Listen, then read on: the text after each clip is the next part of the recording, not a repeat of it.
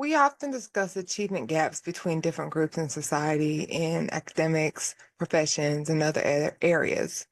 And while historical and systemic factors are crucial, social psychology offers another layer of understanding: stereotype threat.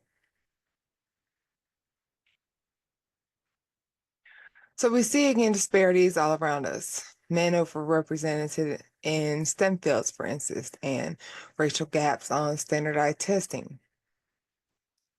So, stereotype threat refers to how the awareness of a negative stereotype about one's own group can ironically undermine performance. Essentially, an individual's expectation that negative stereotypes about their member group can adversely influence others' judgments of their performance, and then a poor performance would reflect badly on the group, on the member of the group. And does this sound familiar? It's like falling prey to the self-fulfilling prophecy. So explanations often fall into nature versus nurture camps, either innate ability differences or societal disadvantages. But both often assume that things like test scores directly reflect underlying potential. And again, what does this look like? Well, imagine you belong to a group stereotyped as, for instance, bad at math. So when you sit down for a math test, you might feel extra pressure, not just to do well, but to not confirm that negative stereotype. And this very anxiety, the fear of confirming the stereotype, can interfere with your focus and working memory, ironically causing you to perform worse than you would have otherwise. And so it's not about believing the stereotype is true. It's about the pressure of being judged by it in a situation where it's relevant. With stereotype threat, the examples we often see in textbooks focus on academic performance, like math tests or standardized tests. But stereotype threat can actually occur in many different domains whenever a negative stereotype about one's group becomes relevant. So I want to share a really clever study by Jeffrey Stone and his colleagues from 1999 that gives us a great, less typical example, this time in the world of sports. So Stone and his team had both white and black participants come in to do tasks related to golf, essentially a mini golf course challenge. Now, the task itself was the same for everyone, but here's where the manipulation came in. They changed how they described the task to different groups of participants. For some participants, they described the golf task as a, quote, test of natural athletic ability. And so think about the common, though often unfounded stereotypes in sports, right? Describing it in this way tends to activate a stereotype that often favors Black athletes, while potentially making white athletes feel that they might not measure up in terms of quote unquote natural talent. And what did they find? When the task was framed this way, the white participants performed significantly worse on the golf task. They felt the pressure of the stereotype and it impacted their performance.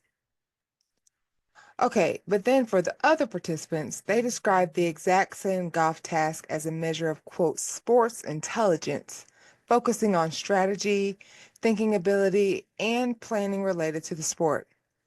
And this framing activates a different stereotype, one sometimes used to favor white athletes in terms of strategic thinking. And under this condition, well, the Black participants performed worse.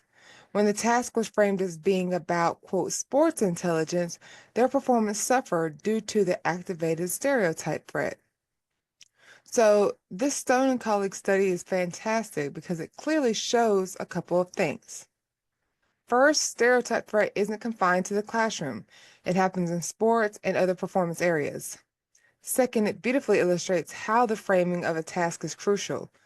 Depending on which stereotype was made relevant, such as natural ability or sports intelligence, a different group felt threatened and underperformed. And so it really highlights the power of situational cues in triggering this effect. So the good news is that stereotype threat isn't an insurmountable barrier. Research shows several ways to mitigate it. One powerful strategy is to shift focus to a different group identity. Research by McGlone and Aronson found that women performed better on a math test when reminded they were students at a prestigious university, which is identified as a positive academic identity. And this is in contrast to when they were reminded they were females, which in this case would be a negative math stereotype identity. Simple procedural changes can make a big difference as well. Dana and Crandall argued in their research that if standardized tests just moved demographic questions to the end of the test instead of at the beginning, thousands more women might achieve AP credit in things like calculus annually, simply by reducing the threat activated by checking the box that says female right before the math section. And reframing the task in itself, just like Still and Aronson did, by calling the test non-diagnostic, removes the implication that the test is judging the group's inherent ability, thus reducing the threat. Other research, though not detailed in this chapter, suggests that self-affirmation exercises where people reflect on the important personal values before a test can sometimes help buffer the negative effects.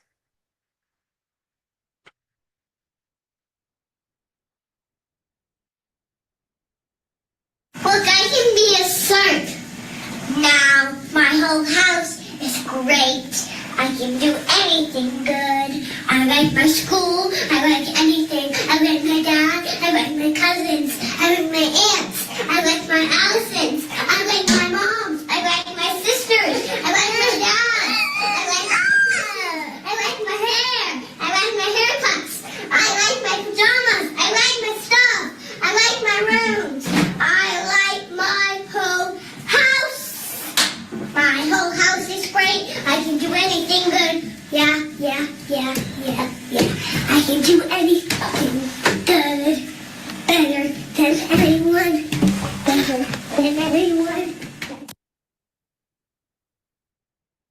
So in this scenario, practice self-affirmation. Basically, be like Jessica.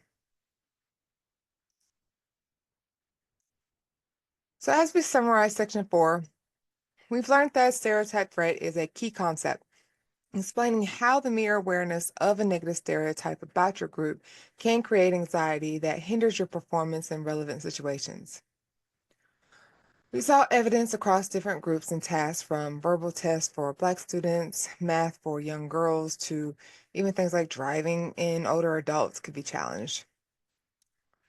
Threats can be triggered by how a task is presented or simply by reminding someone of their group membership or the stereotype itself. Importantly, simple interventions focusing on identity, procedures, or task framing show promise in reducing its negative impact. And so, having explored the definitions, roots, cognitive effects, and performance impacts of prejudice and stereotypes, our final section will focus on the crucial question: what can we actually do to reduce prejudice in ourselves and society?